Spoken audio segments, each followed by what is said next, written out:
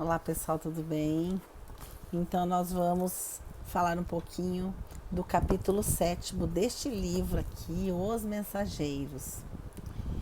Esse capítulo se chama A Queda de Otávio e é muito interessante, é uma das histórias que mais me fazem refletir. E eu acho importante dividir com você essa reflexão dessa história que nos faz pensar sobre a nossa vida, sobre as pessoas que estão à nossa volta. A queda de Otávio, então, conta a história de um companheiro que o André encontrou no centro de mensageiros. E esse companheiro, que tinha em torno de 40 anos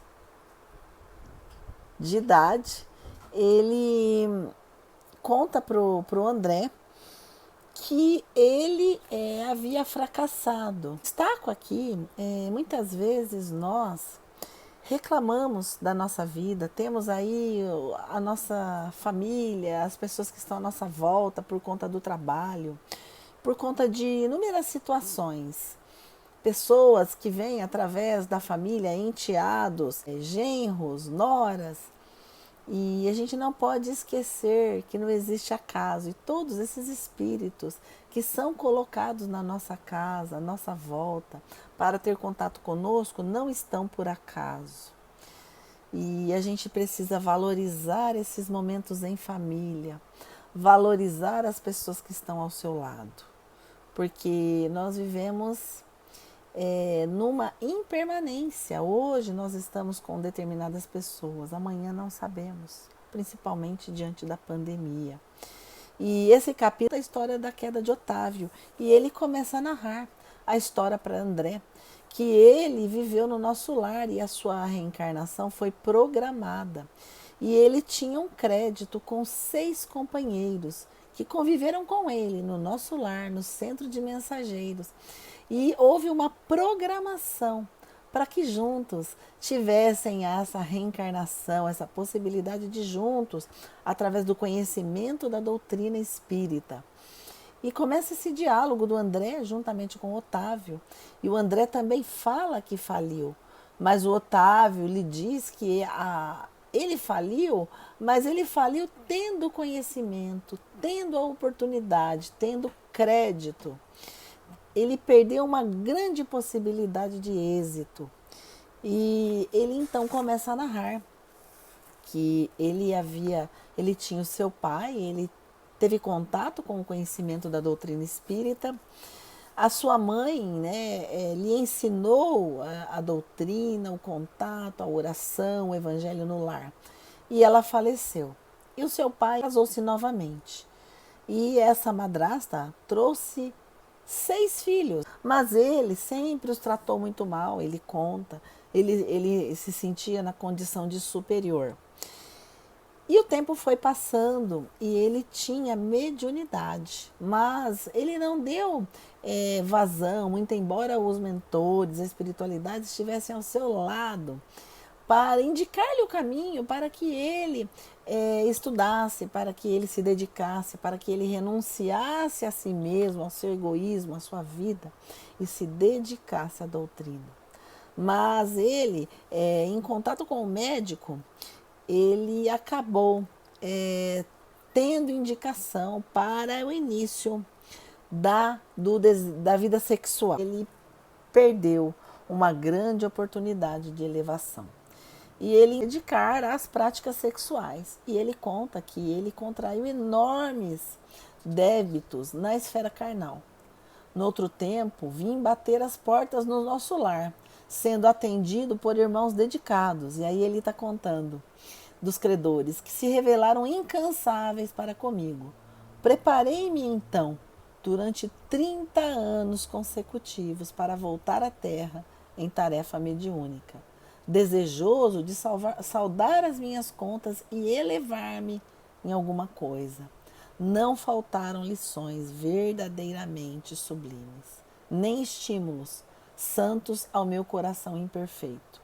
O Ministério da Comunicação favoreceu-me com todas as facilidades e Sobretudo, 6 entidades amigas movimentaram os maiores recursos em benefício de meu êxito. E ele então está contando. Entregaram-me um corpo físico perfeito, rigorosamente sadio. Segundo os meus benfeitores, ser-me-ia concedido certo trabalho de relevo. Por isso a condição física perfeita, saudável. Ser-me-ia concedido um trabalho, permanecia junto das falanges de colaboradores encarregados do Brasil, animando-lhe os esforços e atendendo a irmãos outros ignorantes, perturbados ou infelizes. O matrimônio não deveria, olha só que interessante, o matrimônio não deveria entrar na linha de minhas cogitações. E ele esclarece, não que o matrimônio possa colidir com o exercício da mediunidade, mas porque meu caso particular assim o exigia. Às vezes, com o nosso desejo egoísta, nós forçamos alguma situação. E nós desviamos daquele caminho, daquele propósito, daquela situação a que nós programamos. Por isso a importância de deixarmos nas mãos de Deus que encaminhe o nosso trabalho, que encaminhe o que for necessário para o nosso progresso individual. Então é bem interessante isso. E iria receber aos meus 20 anos os 6 amigos que muito trabalharam por mim em nosso lar, os quais chegariam ao meu círculo como órfãos. Meu débito para com eles tornou-se muito grande e a providência não só constituiria agradável resgate para mim, como também garantiria o triunfo pelo serviço de assistência a elas. Então vejam que muitas vezes aquela situação que parece tão desafiadora, terrível, de dificuldade, a providência está sempre amparando. O que me preservaria o coração de leviandades e vacilações, porquanto o ganha-pão laborioso me compeliria a não aceder a sugestões inferiores nos domínios do sexo e das ambições incontidas. Ficou também assentado que as minhas atividades começariam com muitos sacrifícios, para que o possível carinho de outrem não amolecesse a minha fibra na realização do propósito. Mais tarde, com o correr dos anos, a edificação me enviaram de nosso lar socorros materiais maiores à medida que fosse testemunhando a renúncia. Então estava tudo programado, tudo combinado. Voltei não só prometendo fidelidade aos meus instrutores, mas também hipotecando a certeza do meu devotamento às 6 entidades amigas a quem muito devo até agora. Mas ai de mim, diz ele, né? Eu vivia revoltado, entre queixas e lamentações descabidas. Meus parentes conduziram-me a um grupo espiritista de excelente orientação evangélica, onde minhas faculdades poderiam ser postas a serviço dos necessitados e sofredores. Entretanto, faltavam-me qualidades de trabalhar e companheiro fiel. Minha negação em matéria de confiança nos orientadores espirituais e acentuado pendor para a crítica dos atos alheios competiam-me a desagradável estacionamento. E assim ele foi levando a vida. E ele conta que ele começou com as experiências sexuais, procurei um médico que aconselhou experiências sexuais. Com 19 anos, entreguei-me desenfreadamente ao abuso das faculdades sublimes. E ele, por conta disso, ele acabou se envolvendo com esses espíritos. E o pai faleceu. Quando ele tinha 20 anos, o seu pai faleceu, deixando na orfandade 6 crianças desfavorecidas.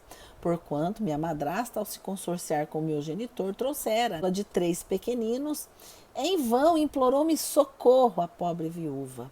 Nunca me dignei a aceitar os encargos redentores que estavam destinados. Após 2 anos da segunda viuvez, minha desventurada madrasta foi recolhida a um leprosário. Afastei-me então dos pequenos órfãos, tomados de horror.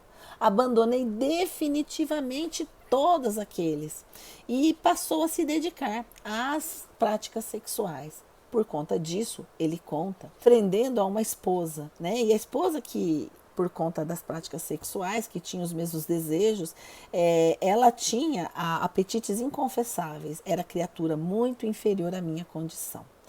E atraiu uma entidade monstruosa em ligação com ela, para tomar o papel de meu filho. Releguei à rua 6 entidades carinhosas, as 6 crianças a que havia me comprometido, a que estavam programados para a minha vida, e me consorciei com essa mulher e esse filho com capacidade muito inferior. Não vivência provocou a ruína moral, e a companheira e o filho incumbiram-se da vingança, atormentaram-me ambos até o fim da existência, quando para que regressei, mal tendo completado 40 anos, roído pela sífilis, pelo álcool e pelos desgostos, sem nada haver feito para meu futuro eterno, sem construir coisa alguma no terreno do bem. E assim, Otávio enxugou as lágrimas e concluiu: como vê, realizei todos os meus condenáveis desejos, menos os desejos de Deus. Foi por isso que fali, agravando antigos débitos. E todos calaram, né? O André o abraçou com simpatia, pediu para que ele não chorasse. E é interessante que essa lição nos faz refletirmos sobre a nossa vida. Muitas vezes nós somos revoltados, nós não aceitamos dificuldades, parentes, pessoas que estão à nossa volta. E são exatamente esses espíritos que foram colocados para o nosso progresso. Vejam que ele desviou do caminho, ele com seus desejos egoístas, ele mudou o seu destino.